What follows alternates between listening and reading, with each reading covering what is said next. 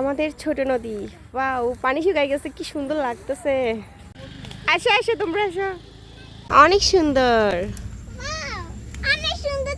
একেবারে ঘরের পাশে এই সুন্দর নদীর দৃশ্য না দেখলে মনটাই যেন খারাপ হয়ে যায়। যতবার বাড়ি যাই, নদীর পানি যখন শুকনো থাকে তখন একবারে ছুটে চলে আসি নদীর পাড়ে সুন্দর ছবি তোলার জন্য। কিন্তু একদম পারফেক্ট একটা প্লেস। ছোট্ট নদীটা পার হয়ে কিন্তু আমাদের সব জায়গায় যাতায়াত করতে হয়। তাই এবার বাড়ি গিয়ে জামাইকে নিয়ে নদী পাড়ে একটু ঘুরতে বের হয়েছিলাম। তাই সাথেই থাকুন পুরো ভিডিওর। আসসালামু আলাইকুম এভরিওয়ান, কেমন আছেন, কি অবস্থা? আশা করছি সবাই অনেক ভালো আছেন। এখন দুপুরবেলা আম্মুর হাতের মজার রান্না দিয়ে ভাত খাচ্ছি।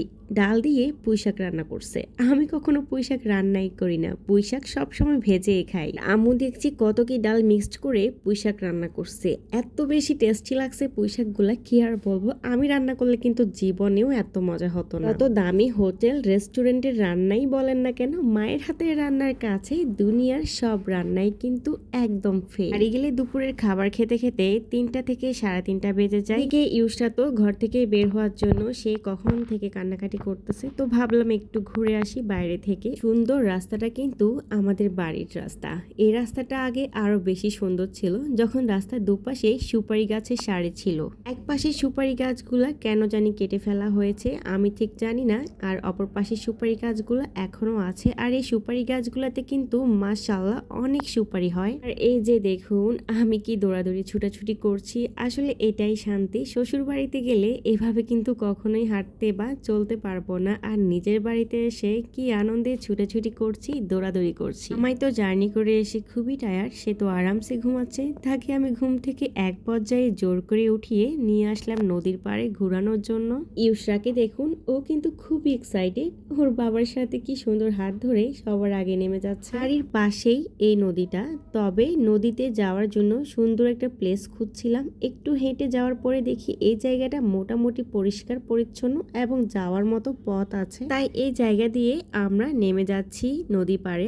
আর দেখুন নদীর পানি কিন্তু অনেক শুকিয়ে গেছে। আর আমার এই শুকনো নদীতে আসতে কিন্তু অনেক বেশি ভালো লাগে। আসলে নদী না, এটাকে খাল বলে।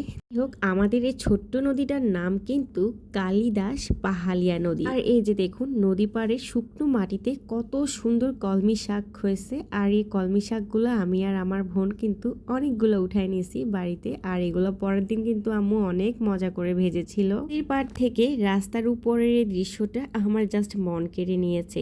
আগে আমাদের রাস্তার দুধারে অনেক খেজুর গাছ ছিল, আর এখন কোনো খেজুর গাছই পাওয়া যায় না। আর এই খেজুর গাছটা দেখে আমার ছোটবেলার কথা মনে পড়ে গেল।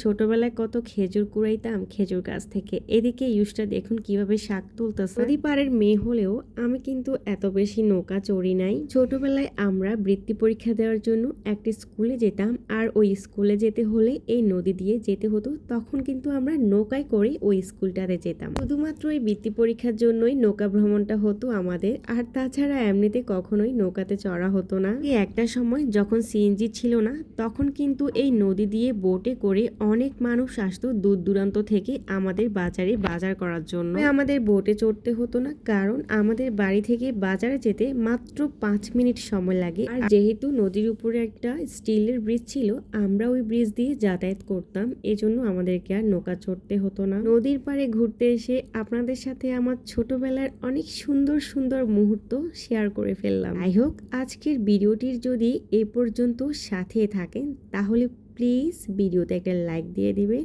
আর যদি আমার ভিডিওটির কোনো অংশ বিন্দুমাত্র ভালো লেগে থাকে তাহলে কিন্তু আমার চ্যানেলটি সাবস্ক্রাইব করে আমার চ্যানেলের পাশে থাকতে পারেন। আর এই যে দেখুন সব থেকে সুন্দর দৃশ্যের জন্য আমি এতক্ষণ ওয়েট করছিলাম। এই মুহূর্তটা কিন্তু এখন চলে আসলো। একটা ছোট্ট নৌকা, কি সুন্দর লাগছে নৌকাটা দেখতে, তাই না? দুজন নৌকাটা চালাচ্ছে। আর মাঝিগুলাকে আমি বললাম আমাদেরকে একটু চারপাশ ঘোরানোর জন্য, বাট ওরা কোনোভাবে রাজি হচ্ছিল না। কারণ ওরা এই ছোট নৌকাগুলোতে শুধুমাত্র জাল ফেলে নদীতে আর মাছ ধরে। তাই ওরা কোনোভাবে ওদের সময় নষ্ট করবে না। যাই হোক, অনেক তো বকবক করছি, এবার একটু নদীর পানিতে পা ভেজানোর পালা। আর আমি খুব আস্তে আস্তে যাচ্ছি, কারণ মাটিগুলা অনেকটাই নরম। নদীর পানিগুলা একটু ঘোলাটে ছিল, তবে আমার কাছে অনেক ভালো লাগছে। নদীর পাড় থেকে ঘুরে এসে বাসায় ঢুকে দেখি আম্মু খুব সুন্দরভাবে আমাদের জন্য ডালপুরি বানিয়েছে, মানে সন্ধ্যার নাস্তাটা একদম রেডি করে রাখছে। বাজারের ডালপুরিগুলো খেতে তো আমার একদমই ভালো লাগে না, তবে বাসায় বানানো ডালপুরি আমার খুবই পছন্দের। অনেকদিন পরে ডালপুরি খেলাম সন্ধ্যাবেলায়, খুবই ভালো লাগছে।